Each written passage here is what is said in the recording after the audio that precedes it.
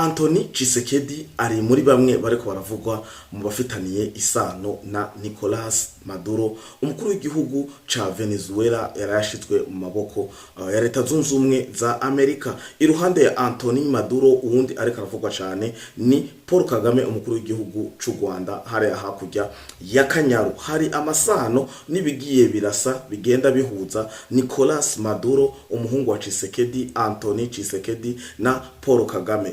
Turaza kurabira hamwe muri ano makuru n'ubusesanguzi bwo kuri uno wa Mungu itariki 4 z'ukwezi kwa mbere umwaka wa 2026. Turarabira hamwe kandi akanyene kadukundira irumangabo bigemeze gute. Aha ni mu gihe AFC M23 yari kira presenta abitwa ngo nabafashwe abarekri n'abandi benshi bagenda batandukanye, aho Wiringoma na Sultan Makenga n'abandi ba AFC M23 abayobozi b'izimbwe za Sarambwe babajije abo bantu bari imbere yabo uko bagenda batandukanye, baje bava mu mice itandukanye, haraho bafashe haraho bakuye mu busho, bababaza ngo ninde ashaka kuja muri FARDC hakaduza ibice 98 kwijana. Ndavuga ko ibice bibiri bibura ko nivyo byo bitadugije igihe bariko barabaza ngo ninde ashaka kuja muri FARDC.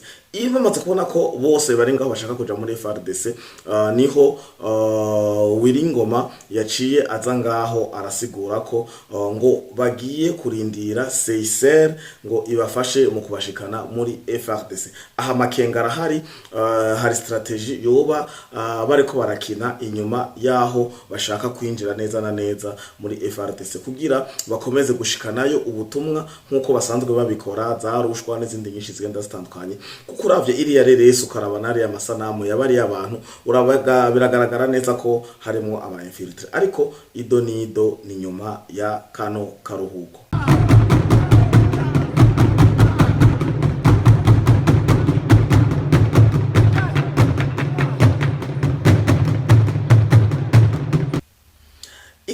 Turabahaye ikaze twongera tubaramutsa, mwiriwe na mwaramutse bakunzi ba Fly Podcast TV umwe wese aho aherereye. Ndizera ko mukomeza kugumbwa neza, mukomeza kuba mwimeze neza mu ntango zo kuno kwezi gutangurira umwaka wa 2026. Umwe wese aho aherereye, abadukurikirana ari mu Burundi, mu karere ka Yase, Afrika, Asia, Oceani, Iburayi, eka na hariya muri leta zunze ubumwe za Amerika. Numutama w'imyaka 63 ariko akagaragara nkuko mengo aracari muto bivanye n'ikibiribiri. Aha ndavuga Nicolas Maduro. Nicolas Maduro akaba araye mu maboko atarayiwe muri no mwanya tuvugana, akaba yamaze gushikanwa ahitwa Guantanamo muri sentare ya gisirikare nkuko ama procedure yabo yamakurikizwa.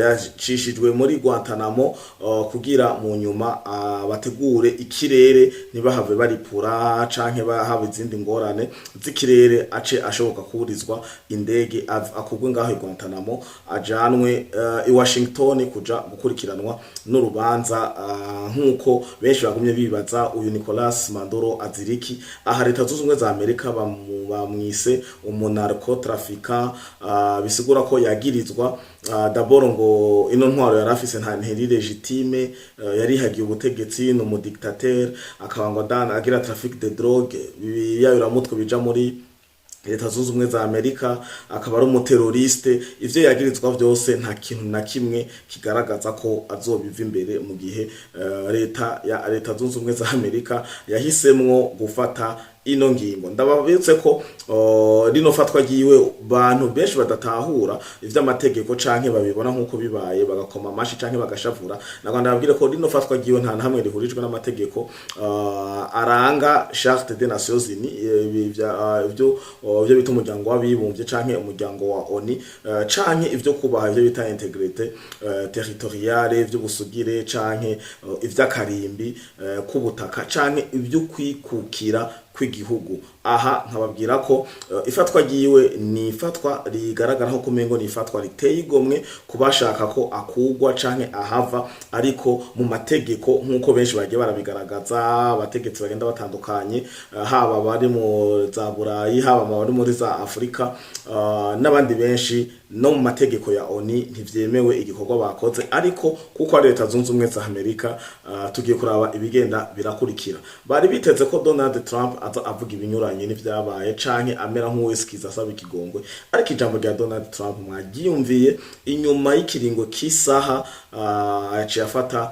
ivyo bita conference de presse, aca aravuga ko bafashe Venezuela mu maboko kandi bazoyirekura bakayiha guverinoma ya transition mu gihe habonetse abizewe. Turaza kurabira hamwe ko umukuru w'igihugu c'Ubufaransa Emmanuel Macron wewe yaciye ayicumujya aca aragaragaza neza aho hahengamiye, aho yavuze ko uwahora ari muri agwanya leta canke atavuga rumwe na leta y'uyu mu Nicolas Maduro yahora ari president wa leta ya Venezuela ubu atari mu maboko yiwe, avuga ati uyu niwe tubona ko yoca yasira transition. Aya n'amajambo ya Macron yakoresheje ayacishije ku rubuga rwiwe rwa X. Bimeze gute rero? Nababwiye ko Nicolas Maduro ari umukuru w'igihugu, umugabo w'imyaka 63 mu gihe umugore wiwe afise imyaka 59. Uyu akaba yitwa Flores Siria.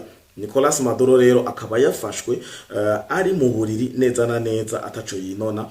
Turaza turabire hamwe akanya kadukundira, turagerageza tunyarutse twongere tuvunagure kuko benshi ntibatahuye amakuru canke yafashwe gute. Bumvise ko yafatiwe hanaka, babonye ko barenze kurasa, ubureresi mwabubonye bw'amasana amakungene batanguye bararasa mu nyuma amarekoptere kungene bakorokeye ku nzu n'ibindi byinshi bigenda bitandukanye, ariko nagomba babwire ko uyu mugabo naho yafashwe ni hahandi leta zunze ubumwe za Amerika zikoresha ubushobozi bugenda butandukanye. Ndaje ndabagaragarize ko leta zunze ubumwe za Amerika muri rusangi canke Donald Trump kuko ari waramutswa Amerika ubu akwitumye ntiwonanirana. Ndaje ndabasobanurira mbega umugabo nta bwirinzi yarafise mu Rwanda rusanzwe ruririmba ngo dufise ubwirinzi.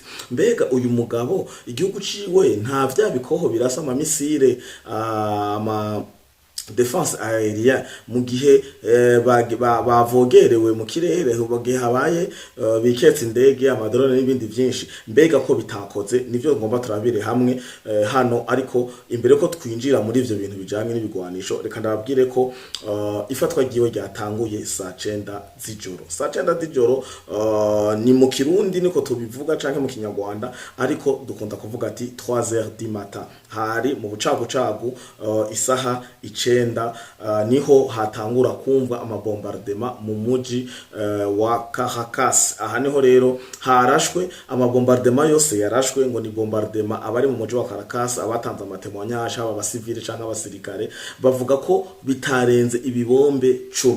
Ibibombe 10 nta kintu na kimwe cigeze gihusha ico bateguye. Aha niho ndavuga ati aha niho leta zunze ubumwe za Amerika zitereye ubwoba kuri tactique, technique, timing n'ibindi byinshi bigenda bitandukanye. Bakwitumye nuko nyene bavuze ati ejo ni saa moya nyene birangiye, ntibarenze iminota 30 ari myinshi wananiranye ni 45 minutes. Saa 9 z'ijoro niho ibombe ya mbere atanguye gukorokera mu muji wa Caracas, gushika saa 9:30 amabombardement yararangiye. Barashe rero ibigo bya gisirikare byose bikikuje uwo muji, ndavuga amakambi yose ya gisirikare, haba ku radio, haba kuri presidence, haba kuri residence, haba hagenda hatandukanye. Muri avyo barashe bakaba barashemwo nibi biduga bihitamwe vy'ubwirinzi. Ibi biduga rero barashe ni defense system y'Uburusiya. Ndasubiyemwo ibi biduga byose byari bikikuje canke byari bicunze ibi vyitwa ngo defense aérienne yo mu kirere, ni bikoho canke ni biduga birasa ama misile agenda atandukanye, ariko hakaba harimo kimwe kirasa misile ya gatatu mu Burusiya. Ndavuga misile yitwa S-300 ni ya gatatu mu mamisire y'ubwirinzi Uburusiya busanzwe bukoresha. Nje tubanavuze ati turaza kurabira hamwe mbega kubera iki bino biduga canke bino bikoho bitagize ico bikora. Aha ni mu gihe iyi misire ya gatatu mu Burusiya bavuga ko ishoboye kudetekta indege iri ku birometero 200 n'ibirenga. Mbega kubera iki bitabaye, ko iki bitakoreshejwe? Hoba harimo umotretre, boba bari infiltre, boba banje kubruya amasenyare, boba bakoresheje technology irengeye ubwo bwirinzi Uburusiya bwabahaye, kuko ibiduga byose bitera ama misile, haba ama DV, haba n'ubundi bwoko, hari ca 1500 n'ibindi byinshi bigenda bitandukanye, byose byananiwe barabigira umuyonga, byose turabirabira hamwe. Inyuma rero y'isaha zitatu z'agatondo arizo 3h du matin canke saa 9 zo bucagucagu, bahejeje kugira kurasa ivyo ayo makambi yose ya gisirikare, niho saa 9:30 niho amahelikoptere menshi nkuko yagaragara ku turere tugenda dutandukanye yaciye agaragara yinjira rero mu muji ataco yinona. Harimo za helikoptere zimwe zifise imipanga ibiri za gisirikare, harimo za helikoptere dusanzwe tumenyereye zishastangura kwinjira zirakwiragizwa mu muji, bigaragara ko barako barazenguruka inzu yarasanzwe abamwe. Ngaruse ku nzu gatoyi rero y'uyu mukuru w'igihugu atari mu minwe yiwe Nicolas Maduro, nuko yari afise ama residence arenga 6. Yarafise ama residence arenga 6 kandi yose agenda atandukanye ku buhinga bwa security. Bivugwa ko uyu Nicolas Maduro kubera ukwikeka canke ukumva z'umutekano wiwe kuva aho vyari bimaze guparangana, yarara ngo rimwe mu nzu inzu araye rimwe nko muri ino nzu, bukiye yarara mu yindi, bukiye akarara mu yindi, gushika naho abajejwe security bahindagurika, umwe wese ntamenye aho umukuru w'igihugu yarara. Ikibazo kica kigaruka point d'interrogation aho mu nene Venezuela abasanzwe bakoresha ururimi rw'Espanyol, n'ururimi rwumvikana, n'ururimi ntahura, bariko baribaza none bamenye gute residence abamwo, mbega ko yahora hindagura cane ni gute. Hari nko hacakora wa mugari wo mu Kirundi bavuga ati umunsi wago inkoko nti bika, nuko bimeze. Bace bamusanga muri iyo nzu, bamusanga kujya nyene mwavyumvise, ariko muri mutambukanyi wiwe kujya nyene babatwaye Flores Syria. Hanyuma inyuma yo ngaho amaze kutwagwa niho haciye hatswa televiziyo y'igihugu, haragaragara uwitwa vice president wiwe agaragaza ko umukuru w'igihugu bamuburiye irengero, agaca asaba leta za Zunze za Amerika ngo bagaragaza ikimenyetso ko uyu mukuru w'igihugu wa Venezuela ari muzima. Byarangiye babagaragarije kuri audio, apana kuri video, kuri audio. Aha ni mu gihe atari bwashikanwe iyo yari karaja, aha yarakiri mu ubwato bwiswe boat USS Iwo Jima. Iri zina naryo rikaba riri ku rukuta canke kuri page ya Donald Trump musanzwe muza akoresha mu gutangaza amakomunike yiwe. Yashizeko ifoto y'uyu mukuru w'igihugu yafashwe yambaye training canke jogging iri muri pocket idasanzwe, n'agakopo k'amazi, bamwambitse igitambara gifuka mu maso n'ama ekuteri. Ibi murahaba mumazane kubera kiba bimwambitse cya gitambara gifuka mu maso ni kugira ntabone inzira zose ariko aracishwamwo, procedure zose hamwe naho yore kugwa, atomenya technique bakoresha. Kijya naco bamwambitse ku matwi ni kugira ntiyumve ibyo bavugana, nka kujya bo kwambika ama ekuteri, bisigura ko atari karumva ikintu na kimwe. Rero hano Trump nababwiye ko inyuma y'ifatwa giwe ataragezwa i Washington, Trump yaciye akora ivyo bita conference de presse, baramubaza yishura ashize amanga avuga ati tushize mu maboko leta ya Venezuela. Venezuela nitwe tuyifise mu biganza vyacu, biganza vya leta zunze ubumwe za Amerika, kandi tugiye gushinga ikintu cace gitera uruhagarara cyane abanyavenezuela nuko Trump yashingiye ku vy'igitoro, bigaragaza ko umengo yabikoze kugira amasosiyete y'abanyamerika, les sociétés pétrolières zice zishika muri Venezuela zidegemvye, zicukure, zikore trafic canke urudandazwa rw'igitoro. Aravuga ko tuzorekura Venezuela mu gihe habonetse uwizegwa tumuhe transition. Bisigura ko atabonetse Venezuela izogumira mu maboko ya Amerika. Ibi navyo bikaba vyagaragaje ko bataba bamuhora ivyo gusango vy'amadroge n'ubuteroriste, ahubwo ari objectif kwa kondo Rwanda ruvuga muri Kongo kubera kuvugira umwene gihugu w'umukongomani, w'umututsi, w'umurwandofone n'ibindi byinshi bigenda bitandukanye. Ni motif imwe nk'iyo Rwanda rukoresha mu kuja kuvogera no kwica, guhonya, kugira genocide, kwiba, gusesa amaraso, gufata ku nguvu inzira karengana mu burasirazuba bwa Kongo, bita ko bagiye kuvuganira ivyo bavuganira. Anthony rero Tshisekedi ni umwana wa Tshisekedi aheruka kugwa muri skandale twarayikoze ko turanabivuga ko mwarabibonye n'ababa batabibonye kuri Flow Podcast TV mutari bwaze kugira sabone mukurikirane runo rubuga mwarabibonye kumbure ku zindi mbuga ariko amakuru yizewe nta handi muzoyasanga atari kuri Flow Podcast TV. Narababwiye no fumanirwa umunsi wose ntakoze ikiganiro aho nkora ibintu bitagira fact bitagira icemeza na kimwe. Nico gituma iyo misi yose turiko turakora ibiganiro nk'ibi ukuri tugufise ama fact amakete ama post ama video n'ivyinshi bigenda bitandukanye tugenda turabishiramwo hano kugira tujane gatano kuri gatano. Rero Anthony Tshisekedi hari amafoto y'ibintu nkuko moyabona hano amugaragaza ari kumwe n'uyu mukuru w'igihugu Nicolas Maduro n'umushikiranganje wa Congo bari bagiye kurakuyaga ngo affaire il parlait affaire. Ico gihe rero uwo muhungu wa Tshisekedi yararimwo aho baciye babishushanya ndaza ndababwira igituma izi post zakozwe na Steve Wemby zikorwa n'abanyarwanda zikorwa na benshi basanzwe umusanzwe muzi surtout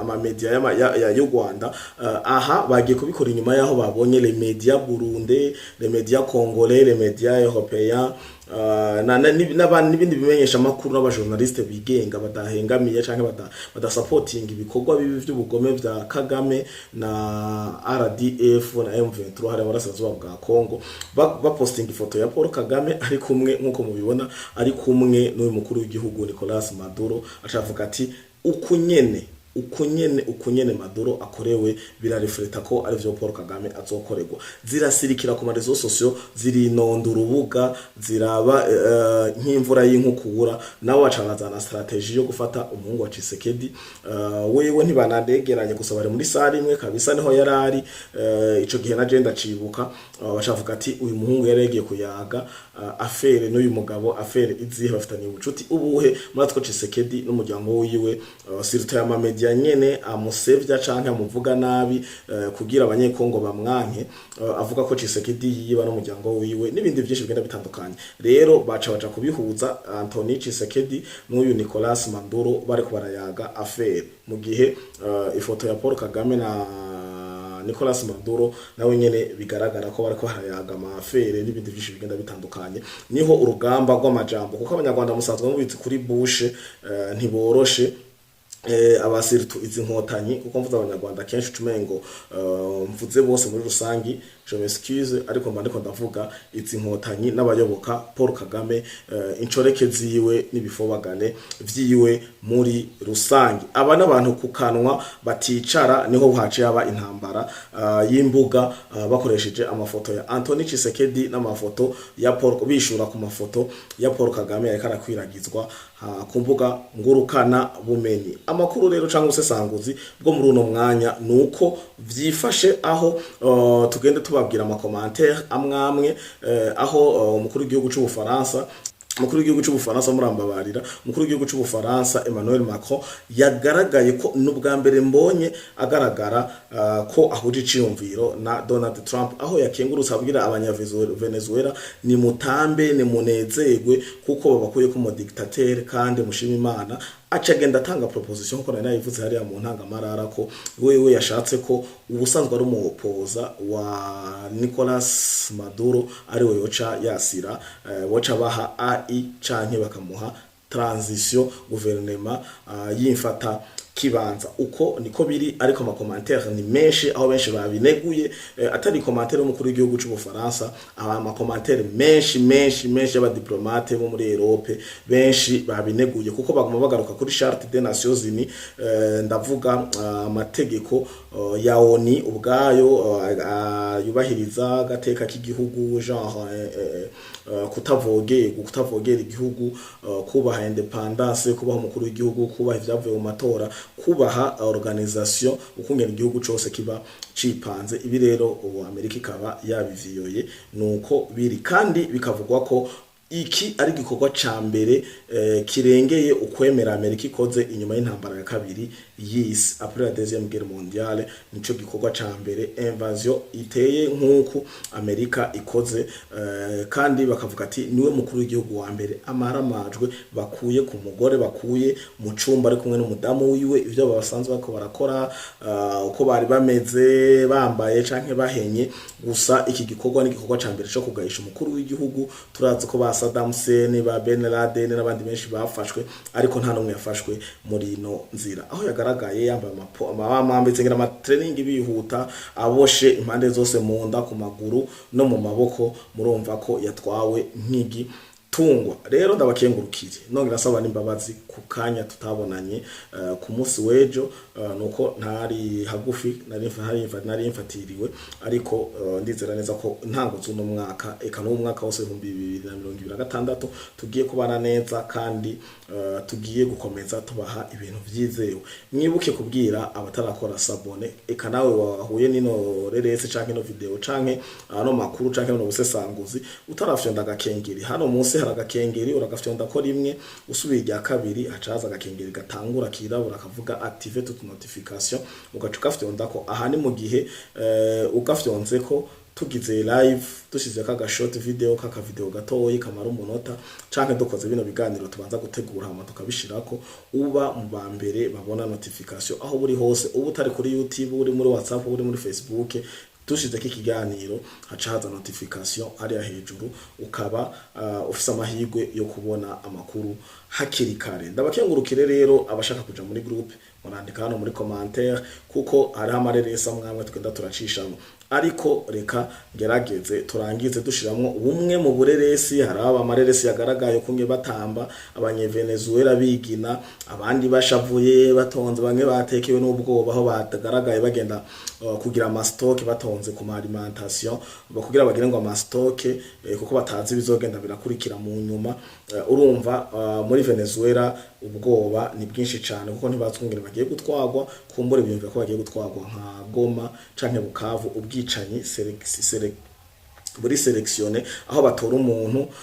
Muri Goma hoho ngo hari n'ibigunogo biguma vyigaragaza biri nka force commune, bica abajene ku bwinshi mu nyijoro, hama ngo bakikangura babahambye mu binogo rusangi. Kandi abemerere ko tugiye gutangura gukora ubu video buto kugira bushobore gushika kure, bwa video umuntu ashoboye gutelecharger, ashoboye guhana byoroshe mu rurimi rw'icongereza, mu rurimi rw'igifaransa, mu kiespanyol, mu kirusiya n'izindi ndimi Imana yaraduhezagije. Tugiye kubikora kugira dushikane amakuru kure, bamenye ubwicanyi bwa Paul Kagame, ubugome bw'inkotanyi, ubugome bwa RDF, bw'aba basogosi, izi nyenzi, imbwebwe za Sarambwe, AFC M23 bariko barakorera abene gihugu ba Kongo ataco bazira gataka, bazira ubwo bwoko bwabo nyene, kuko baramuvuze ekenge ko yavuze ubwoko, ariko sinumva ukungene uvuga ati ngiye kuvugira umuntu mugufi hanyuma umuntu muremure ntababare.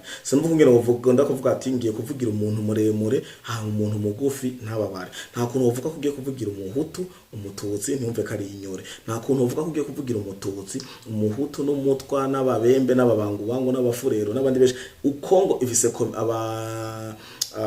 amatribi amajana 450, ugaca selection tribi imwe canke etini imwe ngo niyo ugiye kuvugira. Etini amajana 449 zose zigwijwe n'ubusa. Urumva ko ari kwensita. Nkagarangiza mvuga abanyarwanda baba n'abanyamurenge, mumenye ko mutikuye ko Paul Kagame canke mwikure ko ino nzira ariko arabatwaramwo. Paul Kagame hava ku neza, ahava ku nabi. Abanyarwanda muzogoma mutabayeho neza canke mufitaniye icuka kibi na Kongo mu gihe mutamwikuyeko, kuko amaze kubavuga ko agiye kuvuganira ubwo bwoko ashira imbere. Mu gihe byosohoka bigasohoka ku ntsinzi y'abanyekongo, sinibaza ko muzokoroherwa. Mwaramaze kumva baririmba ngo banyaronda bote baende kwabo, mubuvira mwarabonye abanyamurenge bababwira ati taha tubahaye 48 mbatari 24, bisigura ko ikicuka caramaze kuba baramaze kubateranya. Ahubwo ni mwicara hasi mwiyumvire hamwe vyorangira Paul Kagame RDF inkotanyi batsinzwe mu burasirazuba bwa Kongo, igariko Kongo birashoboka, possibilité 95% hamwe vyorangira balkanisation itabaye. mutegere neza hamwe vyorangira ubwo buce murimwo oni n'ibindi kwa kundi basanzwe babigira bagabura Sudani bagabura ubuhindi bagashaho Pakistani n'ubuhindi n'ibindi byinshi bagiye baragaburamo mu gihe bitokunda mukavayo nibimaramara nk'uvuye kuragirira sekuru canke muyomba wiwe canke senge ndababwiye ko abanyarwanda n'abanyamurenge bitazoborohera kuba mu burasirazuba bwa Kongo bivanye n'icuka Paul Kagame n'abasanzwe bakorana babashizemo ndabakengurukire mwirirwe neza abakirisu wa Mungu mugire wa Mungu mwiza mwarahezagiwe ciao ciao